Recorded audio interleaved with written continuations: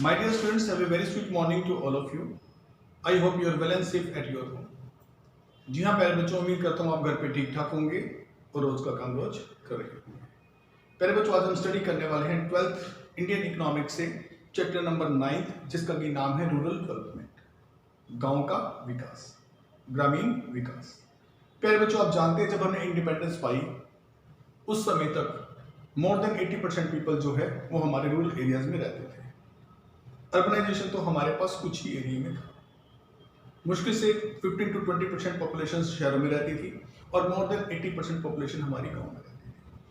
आप तो जानती हैं जैसा हर इकोनॉमी में होता है, हमारी इकोनॉमी में भी क्या हुआ, प्राइमरी सेक्टर के साथ साथ सेकेंडरी सेक्टर भी लगा और टर्शरी सेक्टर भी लगा। सेवाओं का क्षेत्र भी बहुत विकसित हुआ, लेकिन प्राइमरी सेक्टर ग्रोथ और डेवलपमेंट की प्रोसेस में आया तो सही, परंतु उसका जीडीपी में कंट्रीब्यूशन घटता चला गया। जी हाँ, ऐसे है कि उसका जीडीपी में कंट्रीब्यूशन घटता चला गया। वजह ये थी कि गांव में आज भी जो है वो विकास की वो गति नहीं मिली थी जिससे कि प्राइमरी सेक्टर या उससे जुड़े उत्पादों को बढ़ाया जा सकता। तो प्यारे बच्चे, आज भी अगर हम देखें वर्तमान समय में, तो आज भी हमारे गांव में 69% पॉपुलेशन तो रहती है और वहीं पर सबसे ज्यादा गरीबी, भुखमरी, पॉवर्टी, स्टारवेशन, इस तरह की चीजें बहुत देखने में मिलती हैं।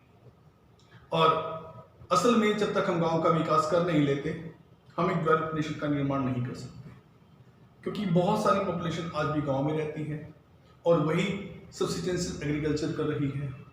अगर गांव का विकास करेंगे तो जाकर हम कहीं रियल में अपने नेशन का विकास कर सकते हैं, उसे सही ग्रोथ और डेवलपमेंट के रास्ते पे ला सकते हैं।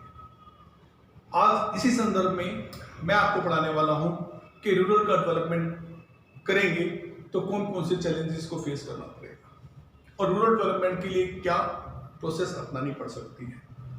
रूरल डेवलपमेंट असल में होता क्या है? रूरल डेवलपमेंट एक प्रकार का एक्शन प्लान है जिससे रूरल एरिया का सोशल और इकोनॉमिक दोनों प्रकार का डेवलपमेंट हो जाए।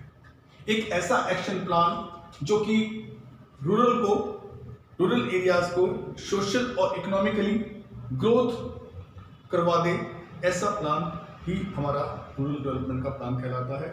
ऐसा प्लान फोकस करता है, किन चीजों पर फोकस करता है कि वहां पर कौन कौन से चैलेंजेस आएंगे, जमीन से जुड़े हुए कौन कौन से चैलेंजेस होंगे, लोगों से जुड़े हुए कौन कौन से चैलेंजेस होंगे, वो सारे चैलेंजेस को हमें फेस करना होगा और उसी प्रकार से उनका हल निकालना होगा। उस प्रकार की फैसिलिटी हमें वहां पर देनी होगी जिससे लोग गांव में रहकर ही अपना सस्टेन लिवलीहुड करें, अर्थात अपने जीवन के आजीविका को बनाए रखें और वहां पर वो रहकर जो है बहुत अच्छा विकास कर सके।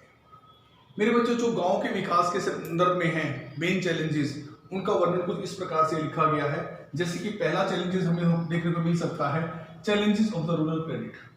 आप तो जानते हैं गांव में रहने वाला छोटा किसान गरीब है। उस गरीब किसान को बीजों के लिए, जी हाँ, फर्टिलाइजर खरीदने के लिए, नलकूप लगाने तक के लिए, ट्यूबवेल लगाने तक के लिए पैसे की जरूरत पड़ती है।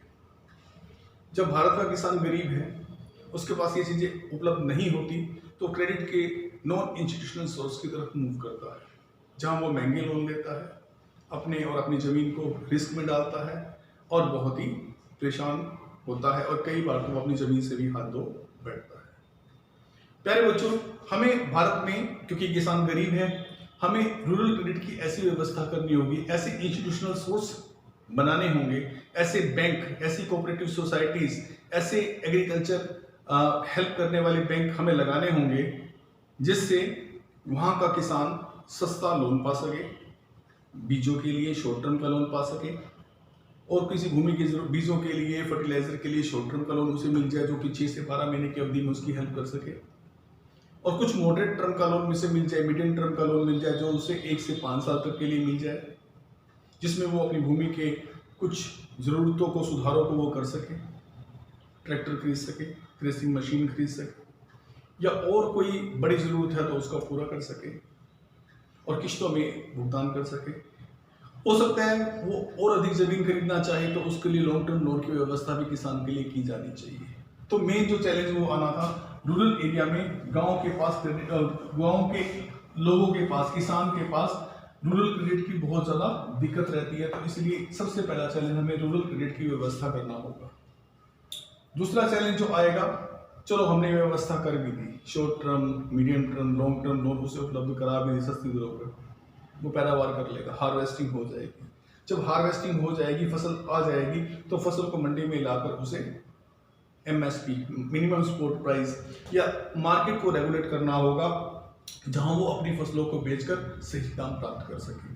क्योंकि पहले क्या होता था, जो भी गांव में फसल तैयार होती थी, वो पैसा जो गांव में किसान पकड़ता था वो मनी लेंडर से, लैंडलॉर्ड से पकड़ता था और उन्हीं से पकड़ करके फसल को पैदा करता था और अपनी फसल सस्ते दामों में उन्हीं को बेच देता था। फिर किसान गरीब का गरीब रह जाता था।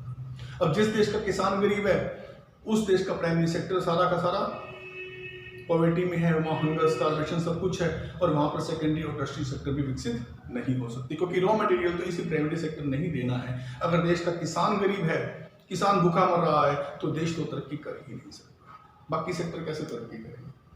अब मार्केट को रेगुलेट करना होगा, कई प्रकार की फसलें जो पैदा होती हैं उन्हें मार्केट में लाके अच्छे दामों पर बेच सके, और सारा का सारा जो उचित दाम है वो किसान को मिले, ताकि किसान खुशहाल हो जाए। अगर वो प्रॉस्पर है तो बाकी सारे सेक्टर्स के लिए वो अच्छा उत्पादन कर सकता है।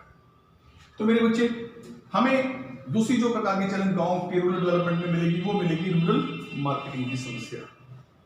तीसरी ये कि गांव में रहना इतना आसान नहीं है, वहां सस्टेनेबल लिवलीहुड के लिए बहुत सारी कोशिशें करनी पड़ती है।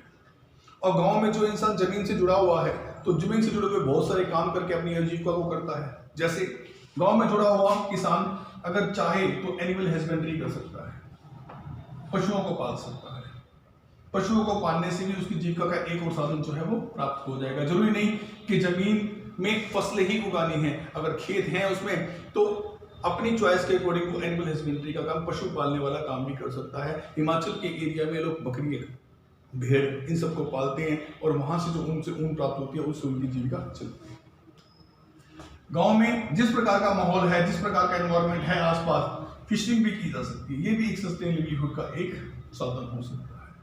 तो इस तरह गांव में हमें एनिमल हस्बेंड्री को बढ़ाना होगा, रूरल एरियाज में, पूरे इंडिया की बात कर रहा हूं मैं, फिशरीज को बढ़ाना होगा, यानी एग्रीकल्चर डाइवर्सिफिकेशन करना होगा। कई फसलें प्राप्त करनी होंगी, रोटेशन में फसलें प्राप्त करनी होंगी, साल में 2 फसलें प्राप्त करनी होंगी, साल में 3 फसलें प्राप्त करनी होंगी। एनिमल हस्बेंड्री को बढ़ावा देना होगा, फिशरीज को बढ़ावा देना होगा, मत्स्य पालन करना होगा, मछली पालनी होगी, ताकि इन्हें भी as a source of income हम यूज कर सकें। तभी आप गांव में निवास कर सकते हैं। इन सभी चीज़ों को जैसे जैसे इन्वायरमेंट है, जैसे जैसे लोकेशन है, उस हिसाब से आप इंतजाम दे सकते हैं। हॉर्टिकल्चर क्या होता है? हॉर्टिकल्चर भी एग्रीकल्चर का डाइवर्सिफिकेशन किया हुआ एक फील्ड है। इसमें हम फल, सब्जियां और भी कई प्रकार के जो है क्रॉप्स जो है वो देते हैं। इस तरह गांव में कॉटेज और हाउस होल्ड इंडस्ट्री का भी विकास करना होगा, ताकि गांव में वो सस्टेनेबल लिवलीहुड हो सके, वो आजीविका के साधन परमानेंट आ जाए और वो वहां रह के स्थायी कर। वहां पे IT सेक्टर विकसित करना होगा, गांव के लोगों की सोच को भी बदलना होगा, इंफॉर्मेशन टेक्नोलॉजी से गांव को जोड़ना होगा, ताकि वो वहां रहकर भी पूरे विश्व के साथ जुड़ सके और अपने आप को ग्रोथ और डेवलपमेंट के रास्ते पर ला सके। साथ में अगर गांव में एक और चीज की व्यवस्था कर दी जाए, फिर तो गांव में और ज्यादा अच्छा हो जाएगा। वो ये कि हम जो आजकल फसलें उगाते हैं उसमें फर्टिलाइजर का बहुत ज्यादा यूज करते हैं। जमीन की एक क्षमता के बाद फर्टिलाइजर लेने के बाद जो है अपनी उर्वरा शक्ति, अपनी फर्टिलिटी को खो देती है।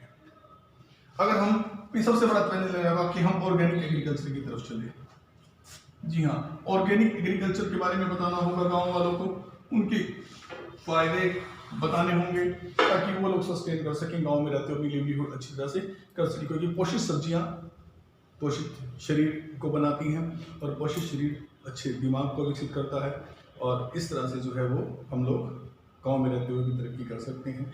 गांव के मेजर चैलेंजेस हैं जिनके बारे में हम इस चैप्टर में विस्तार से पढ़ेंगे, और अगर इन्हें दूर किया जाए तो गांव का विकास जल्दी से जल्दी किया जा सकता है और एक नेशन को प्रॉस्पर बनाया जा सकता है। Thank you very much.